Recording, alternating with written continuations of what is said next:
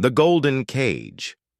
The chandelier cast prismatic rainbows across the polished marble floor of the Ashford Gallery, each crystal catching the light like trapped stars. Victoria Ashford moved through her domain with practiced grace, adjusting a spotlight here, repositioning a sculpture there. Tonight's auction represented 3 years of meticulous curation, a collection of emerging contemporary artists whose raw talent reminded her why she'd fallen in love with art in the first place. "The caterers have finished setting up in the East Wing," Elena Rodriguez announced, appearing at Victoria's elbow with her ever-present tablet. As Victoria's assistant and closest friend, Elena had witnessed the gallery's transformation from a struggling startup to one of the city's most prestigious art venues. Victoria nodded, smoothing an invisible wrinkle from her midnight blue silk dress. The garment hugged her curves elegantly, a far cry from the paint-stained aprons she'd worn during her marriage. And the preview list? Every major collector confirmed. The Pemberton Foundation, the Morrison Trust, even that mysterious Blackwood fellow sent his RSVP. Elena's eyes sparkled with excitement. This could be our biggest night yet. Through the gallery's floor-to-ceiling windows, Victoria watched sleek cars begin to arrive. She'd built this world piece by piece, transforming her heartbreak into something beautiful and profitable. The gallery bore her maiden name now, she'd reclaimed. It, along with her independence 3 years ago, when her divorce from Marcus Wellington was finalized. The familiar purr of a Maserati engine made her stomach clench. She'd know that sound anywhere. Marcus had always been obsessed with symbols of success, treating them like armor against his own insecurities. Victoria stepped behind a large abstract, painting, needing a moment to compose herself before facing the man who'd nearly destroyed her dreams. Marcus Wellington entered the gallery as if he owned it, his platinum hair perfectly styled, his custom Italian suit worth more than most people's cars. But it wasn't his predictable arrogance that made Victoria's breath catch. It was the woman on his arm. Jasmine Chen couldn't be older than 25, all legs and glossy black hair, wearing a dress that probably cost more than Victoria's first art purchase. "Darling, isn't this quaint?" Jasmine's voice carried across the gallery, sweet as poisoned. "Honey, Marcus tells me his ex-wife runs some little art shop." Victoria felt Elena's supportive presence beside her.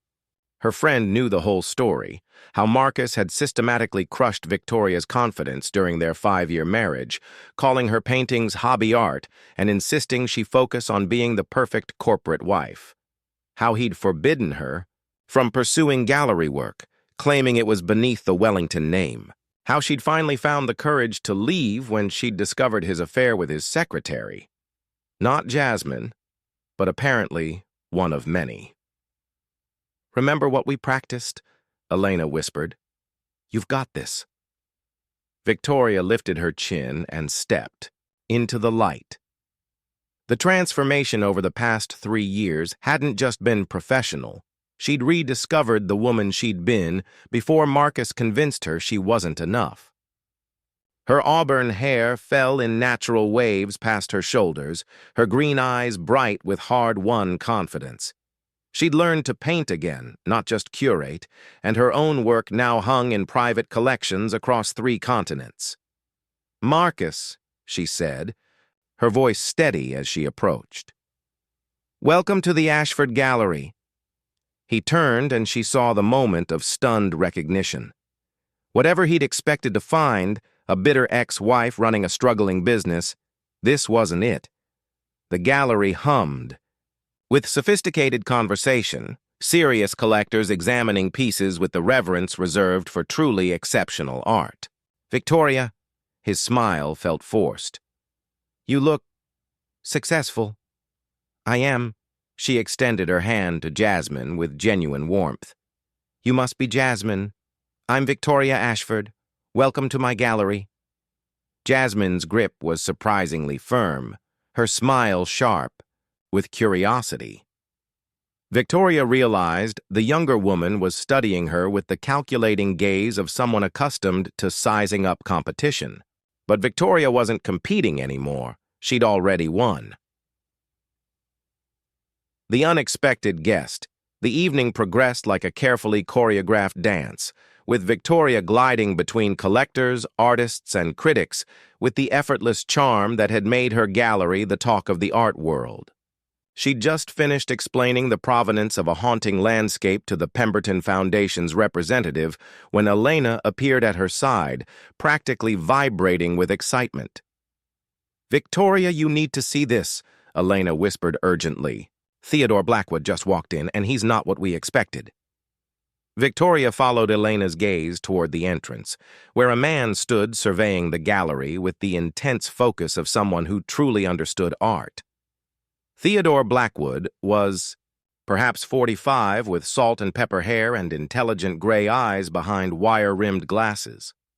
He wore a simple black suit that somehow managed to look more expensive than Marcus's flashy ensemble, and he moved through the space with quiet confidence. "I thought he'd be older," Victoria murmured, remembering the legendary stories about the reclusive collector. Theodore Blackwood was known in art circles as a phantom. His foundation had quietly purchased works for museums worldwide, but he rarely appeared at public events. His presence tonight was unprecedented. "Mrs. Ashford?" His voice was warm, cultured, with the faintest trace of a British accent. "I'm Theodore Blackwood. Thank you for including me in tonight's preview." Victoria extended her hand, surprised by the genuine warmth of his smile. "Mr. Blackwood, it's an honor. I've heard remarkable things about your foundation's work. Please call me Theo, and I must say, your reputation precedes you as well. This collection is extraordinary." He gestured toward a nearby piece, a mixed media work that combined traditional oil painting with modern sculptural elements. "You have an exceptional eye for emerging talent. Thank you. That piece is by David Ramirez, a former street artist from East LA. He's been working to bridge the gap between urban art and traditional gallery spaces." Theo moved closer to examine the work, his attention completely absorbed. Victoria found herself studying his profile, noting how his eyes lit up with genuine appreciation.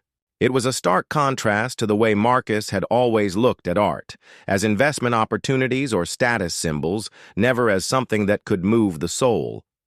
Across the room, she noticed Marcus watching their interaction with poorly concealed irritation. He'd been holding court near the sculpture collection, regaling a group of younger guests with stories of his latest tech acquisitions, but his attention kept drifting back to Victoria and her mysterious companion. "The brushwork here is extraordinary," Theo continued, leaning closer to examine Ramirez's technique. "And the way he's incorporated found objects. It's not just innovative, it's deeply personal. You can feel his story in every element." Victoria felt a flutter of something she hadn't experienced in years, the joy of sharing her passion with someone who truly understood it. "That's exactly what drew me to his work. David spent 2 years living in his car while creating this series. Each piece represents a different stage of his journey toward stability." "Art as autobiography," Theo mused, straightening to meet her gaze. "The most powerful kind, in my opinion. It's what separates mere decoration from true artistic expression." Victoria. "Darling!" Marcus's voice cut through their conversation like a blade. He approached with Jasmine in tow, his smile tight with territorial tension. "Aren't you going to introduce us to your new friend?" Victoria suppressed a sigh. Even divorced, Marcus couldn't resist asserting some imagined claim over her social interactions. "Marcus Wellington, Jasmine Chen, I'd like you to meet Theodore Blackwood." Marcus's demeanor shifted immediately as he recognized the name. Theodore Blackwood wasn't just any collector. He was one of the most influential patrons in the international art world, with connections to museums and galleries from New York to Tokyo. "The Theodore Blackwood," Marcus said, extending his hand, with renewed enthusiasm. Marcus Wellington, Wellington Technologies. I've heard incredible things about your foundation's work. Theo accepted the handshake with polite detachment, his attention already returning to the artwork. Mr. Wellington, are you a collector yourself? Oh yes, absolutely. I have pieces by Rothko, Pollock, several Warhols. Marcus launched into his usual litany of famous names, treating his collection like a stock portfolio. Victoria watched Theo's expression grow subtly cooler with each name Marcus dropped. She'd seen this reaction before. Serious collectors could always spot someone who bought art for prestige rather than passion. How wonderful, Theo replied diplomatically before turning back to Victoria. Mrs. Ashford, I noticed you have several pieces by an artist simply signed VA. The technique is quite remarkable, very reminiscent of the neo-romantic movement, but with a distinctly contemporary sensibility. Victoria felt heat rise in her cheeks. Her own paintings, displayed discreetly throughout the gallery, were meant to complement the featured works, not draw attention. She'd started painting again after the divorce, using her maiden name initials to maintain some anonymity. Those are mine, actually, she admitted quietly. Theo's eyes widened with genuine surprise and admiration. Yours? My dear woman, those are extraordinary. The emotional depth, the technical skill. You're not just a curator, you're a remarkable artist in your own right. Marcus's face darkened with something between confusion and resentment. During their marriage, he'd dismissed Victoria's artistic efforts as amateur dabbling, convinced she had no real talent. Seeing her work praised by someone of Theodore Blackwood's stature was clearly difficult to process. Well, Marcus said stiffly, Victoria always did enjoy her little hobbies. The word hobbies hung in the air like a slap, and Victoria saw Theo's jaw tighten almost imperceptibly. Canvas of truth. The auction began at 8 o'clock sharp, with Victoria taking her place at the podium while Elena managed the logistics from her station near the back of the room. The gallery had transformed into an elegant auction house, with padded chairs arranged in perfect rows and strategically placed lighting that made each artwork glow like a jewel. Good evening, and welcome to the Ashford Gallery's Spring Contemporary Collection, Victoria began, her voice carrying easily through the crowded space. Tonight we celebrate the voices of tomorrow, artists whose work challenges, inspires, and transforms our understanding of the modern world. She moved through the first several lots with professional precision, watching as collectors bid with subtle nods and raised paddles. The energy in the room was electric, with several pieces selling for well above their estimated values. From her peripheral vision, she could see Marcus whispering to Jasmine, probably calculating the commission Victoria would earn from each sale. But it was Theo's presence that truly steadied her. He sat in the third row, his attention completely focused on her presentation rather than the social dynamics playing out around him. When she described each piece's inspiration and technique, she could see genuine appreciation in his eyes. Not just for the artwork, but for her expertise and passion. Lot 15, Victoria announced, feeling her heart rate quicken. A mixed-media piece titled Phoenix Rising by VA, oil and gold leaf on canvas with sculptural elements. Elena wheeled out Victoria's largest painting on a custom easel, and a hush fell over the room. Victoria had painted this piece during her darkest period after the divorce, when she'd felt like she was rebuilding herself from ashes. The canvas showed a figure emerging from swirling darkness, surrounded by fragments of broken glass that caught the light like scattered stars. Gold leaf highlighted the figure's ascending form, creating an almost ethereal glow. This piece represents transformation through adversity, Victoria continued, her voice softer now but no less compelling. The artist explores themes of rebirth, resilience, and the beauty that can emerge from life's most challenging moments. Benjamin Cross, the city's most influential art critic, leaned forward in his seat. Victoria had noticed him earlier, taking notes as he moved through the collection. His reviews could make or break emerging artists, and his presence at tonight's auction was a coup for the gallery. "Bidding opens at $5,000, Victoria announced. Immediately, several paddles went up. Victoria's pulse quickened as the bidding climbed rapidly. 10,000, 15, 20. She'd hoped the piece might sell for around 8,000. Considering her relative anonymity as an artist, 25,000, called out a voice from the back. 30,000. This from Margaret Pemberton herself, the formidable head of the foundation that bore her name. Victoria glanced at Theo, who sat perfectly still, his expression unreadable. Then, as the bidding reached 35,000, he raised his paddle with quiet confidence. 40,000 to bidder 97, Victoria announced, her voice steady despite the surreal nature of watching Theodore Blackwood bid on her own work. The room fell silent for a moment. Then Margaret Pemberton raised her paddle again. 50,000. Theo didn't hesitate. 75,000. A collective gasp went through the audience. Victoria's hands trembled slightly as she gripped the podium. $75,000 was more than she'd ever imagined her work could command. It was more than some established artists received for major pieces. 75,000 to bidder 97, she managed to say. Do I hear 80? The room remained silent. Margaret Pemberton shook her head with a rueful smile, acknowledging defeat. Going once, going twice, sold to bidder 97 for $75,000. The applause was thunderous. Victoria caught Elena's eye and saw tears of joy streaming down her friend's face. But it was Marcus's expression that truly captured the moment's significance. He looked stunned, as if he were seeing Victoria for the first time. Remarkable, Benjamin Cross was saying to his companion, loud enough for Victoria to hear.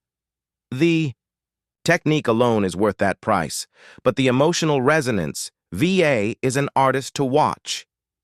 As the auction continued with the final lots, Victoria felt as if she were floating, not just because of the unprecedented sale, but because someone had truly seen and valued her work, not as Marcus's ex-wife's hobby, but as legitimate art worthy of serious consideration. During the post-auction reception, Theo approached her with 2 glasses of champagne. "Congratulations," he said warmly.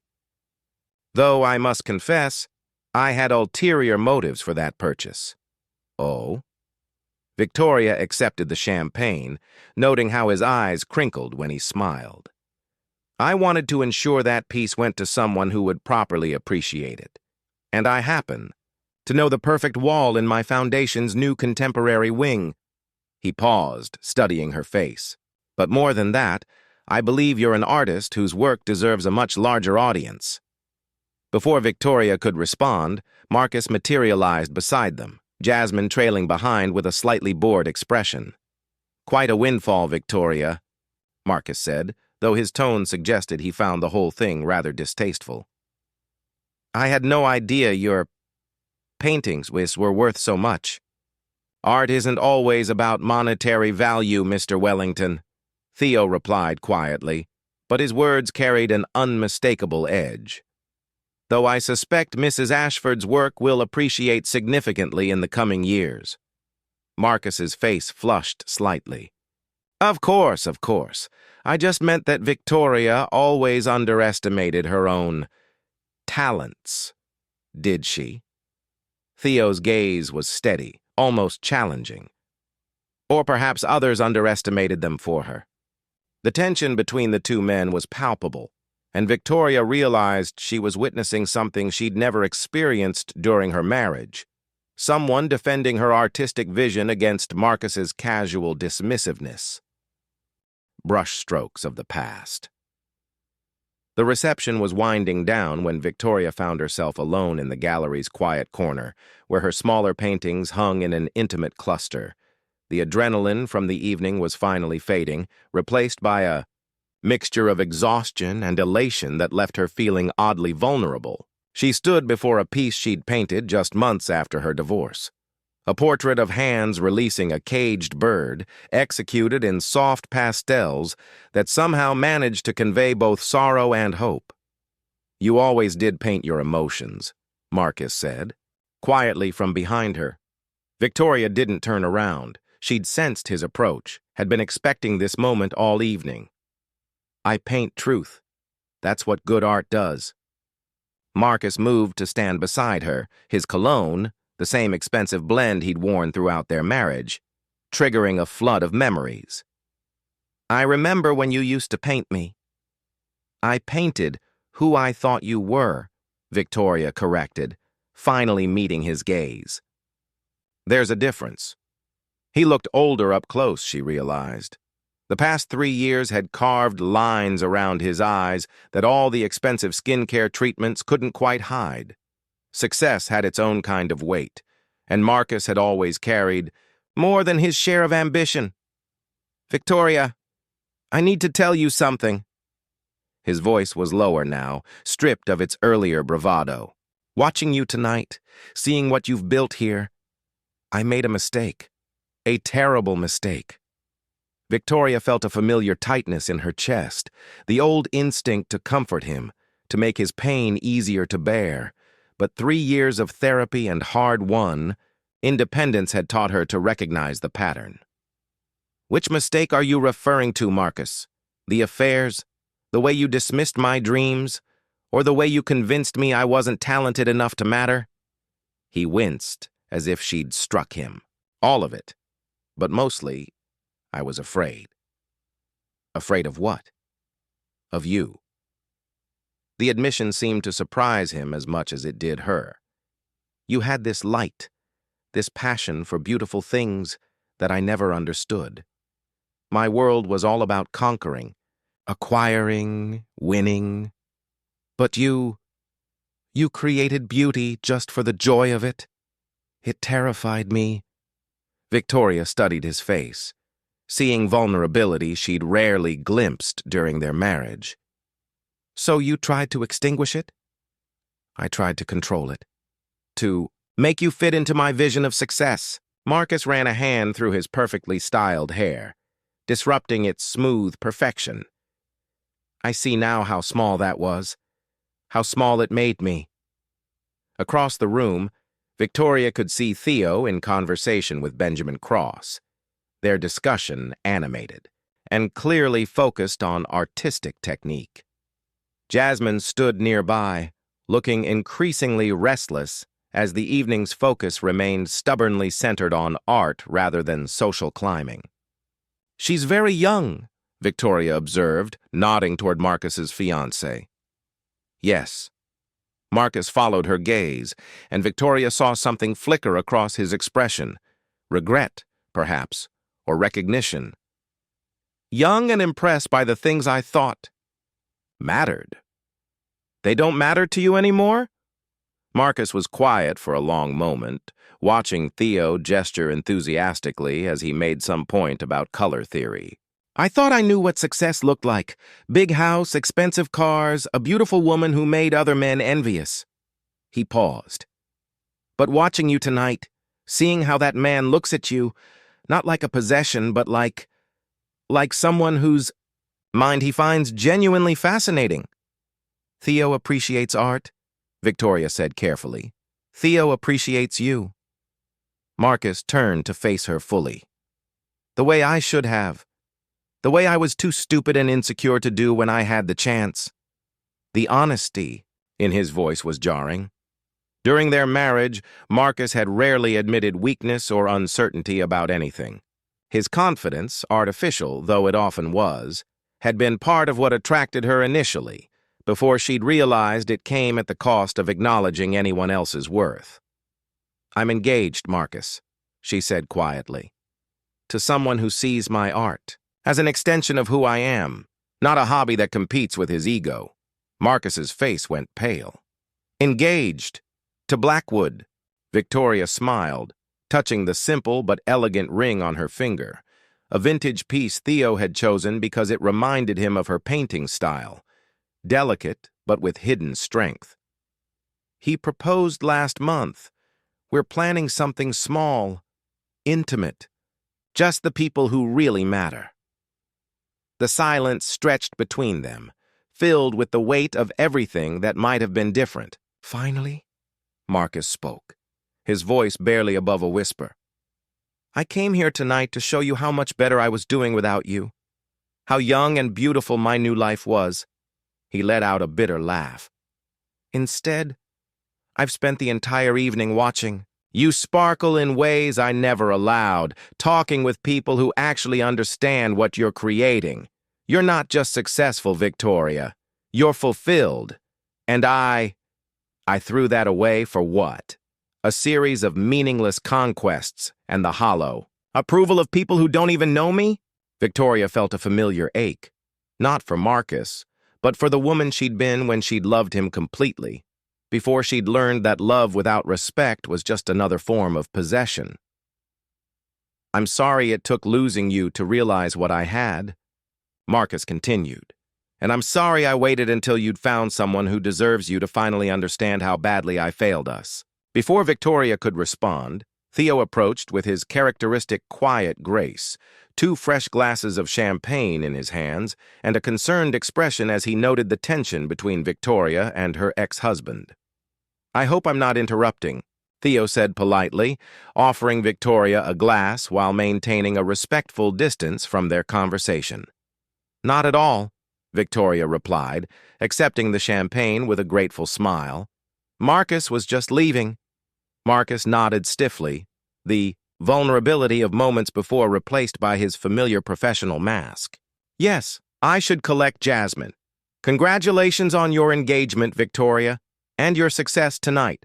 Both are well-deserved." As Marcus walked away, Theo moved closer to Victoria's side, not possessively, but companionably. "Everything all right?" Victoria leaned into his warmth, grateful for his presence. "Everything's perfect." The final exhibition. 6 months later, the Parisian morning light filtered through the tall windows of Galerie Montmartre, casting golden rectangles across the polished wooden floors. Victoria stood in the center of her first international solo exhibition, surrounded by 32 paintings that chronicled her journey from heartbreak to renewal. The gallery's director, Madame Colette Dubois, moved through the space with the reverence of someone who recognized true artistry when she encountered it. "The response has been extraordinary," Colette said in her melodious French accent, adjusting the position of a small placard. "We've had inquiries from collectors in Tokyo, New York, even Sao Paulo. Your work speaks a universal language, mon chéri." Victoria smiled, still adjusting to the reality of her transformed life. The Blackwood Foundation's sponsorship had opened doors she'd never imagined possible, but it was her own artistic vision that had earned the respect of critics and collectors worldwide. Her paintings now hung in private collections across 4 continents, each piece commanding prices that would have seemed impossible just a year ago. "Mrs. Ashford?" A young journalist from Art International appeared at her elbow, digital recorder in hand. "Could we discuss the themes of transformation in your work, particularly the piece entitled Second Dawn?" Victoria glanced toward the painting in question, a canvas that showed 2 figures walking toward a horizon painted in soft pastels, their shadows intertwining on the path behind them. It was one of her more recent works, inspired by her relationship with Theo and the unexpected joy of finding love that honored rather than diminished her. "Art often reflects life's most profound lessons," Victoria began, falling easily into the rhythm of artistic discourse that had become second nature. "That piece explores the idea that some endings are actually beginnings in disguise, that what feels like loss can clear the way for something more authentic." As the journalist scribbled notes, Victoria caught sight of a familiar figure entering the gallery. Daniel Harper, her business partner at the Ashford Gallery, had flown in from New York specifically for tonight's opening reception. Behind him, to her surprise, she spotted Benjamin Cross deep in conversation with a woman she didn't recognize, probably another critic, judging by her intense scrutiny of the wall text. Victoria! Daniel approached with his characteristic enthusiasm, enveloping her in a warm hug. The space looks incredible. And these new pieces... He gestured toward a series of small landscapes she'd painted during a recent trip to the Côte d'Azur with Theo. They're singing with light. I can see why the European press is calling you the American who paints like she has French poetry in her soul. Victoria laughed, feeling the familiar warmth that came from being truly understood by her creative peers. Theo says it's all the morning croissants. He insists French pastries enhance artistic perception. Speaking of Theo, where is the man of the hour? Handling a call with the Tokyo Museum of Contemporary Art. They want to discuss a possible acquisition. Victoria's voice carried a note of pride, not just in Theo's success, but in how naturally he supported her ambitions. He'll be here for the opening tonight. The afternoon passed quickly as Victoria moved between interviews, collector meetings, and the careful choreography of an international art opening. It wasn't until she was adjusting her dress in the gallery's small office that Elena appeared with an expression Victoria recognized, the look her friend wore when delivering unexpected news. "What is it?" Victoria asked, applying a final touch of lipstick. "Marcus is here," Elena said simply. "In Paris. He's been asking the gallery staff about attending tonight's opening." Victoria felt her stomach flutter, not with the old anxiety Marcus used to provoke, but with something more like curiosity. She'd heard through mutual acquaintances that his engagement to Jasmine had ended badly, something about her discovering his pattern of affairs and deciding she deserved better. The irony hadn't been lost on Victoria. "Did you tell him he could come?" Elena nodded. "It's a public opening, and honestly, I was curious to see how he'd handle being in your world instead of trying to drag you into his." By 7 o'clock, the gallery was filled with the elegant chaos of a successful opening reception. Collectors mingled with critics, artists debated technique over glasses of champagne, and the low hum of multiple languages created a sophisticated backdrop to Victoria's triumph. She moved through the crowd with the confidence of someone completely at home in her element, discussing composition with a curator from the Musée d'Orsay here, sharing inspiration stories with a young painter there. Theo appeared at her side, as if materialized, sliding his arm around her waist with the easy intimacy of a man who belonged exactly where he was. He'd changed from his business attire into a perfectly tailored dark suit that complemented Victoria's flowing emerald dress, the color of her eyes, he'd noted when helping her choose it. "The Tokyo deal?" Victoria asked quietly. "Signed and sealed. 3 of your pieces will be part of their permanent contemporary collection." Theo's smile was radiant with shared joy, though I suspect tonight's success will make those paintings even more valuable. Before Victoria could respond, she spotted Marcus near the entrance, studying the exhibition catalog with an expression she couldn't quite read. He wore a simple, black suit, expensive but understated, a marked contrast to his usual flashy displays of wealth. He looked, she realized, like a man who'd learned something about the difference between being impressive and being genuine. "Shall we go say hello?" Theo asked, following her gaze. Victoria nodded, feeling centered and secure in a way that would have been impossible during her marriage. They approached Marcus together, and Victoria noted how Theo's presence beside her wasn't possessive or territorial, but simply supportive. "Marcus," Victoria said warmly, "I'm surprised to see you in Paris." Marcus looked up from the catalog, and Victoria saw something in his expression that surprised her. Genuine admiration mixed with what looked like peaceful acceptance. "I had business in London," he said simply. "When I heard about your exhibition, I couldn't resist seeing what all the European press is talking about." He paused, looking around the gallery with obvious appreciation. "It's remarkable, Victoria. All of it. The work, the recognition, the way you've built something that's entirely your own." Theo extended his hand with his characteristic grace. "Mr. Wellington," I'm Theodore Blackwood. I know who you are, Marcus replied, accepting the handshake with what looked like genuine respect. And I know how fortunate you are. The statement hung in the air, free of the bitter edge Victoria might have expected. Instead, Marcus sounded like a man who'd made peace with his choices and their consequences. Have you seen the portrait series? Victoria asked, indicating a group of paintings near the gallery's far wall. They're studies in resilience, people who've rebuilt their lives after major transitions.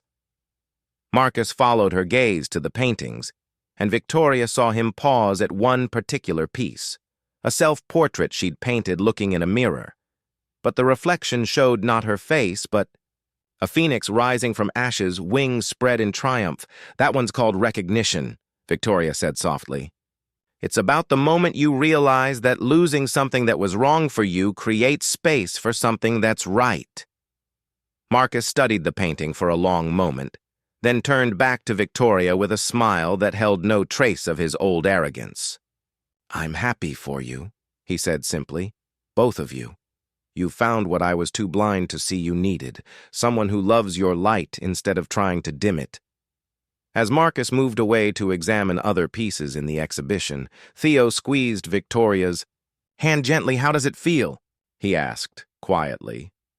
Victoria looked around the gallery, at her paintings glowing under the perfect lighting, at collectors and critics engaged in passionate discussions about her work, at the evidence of dreams she'd thought were lost forever now, made manifest and celebrated.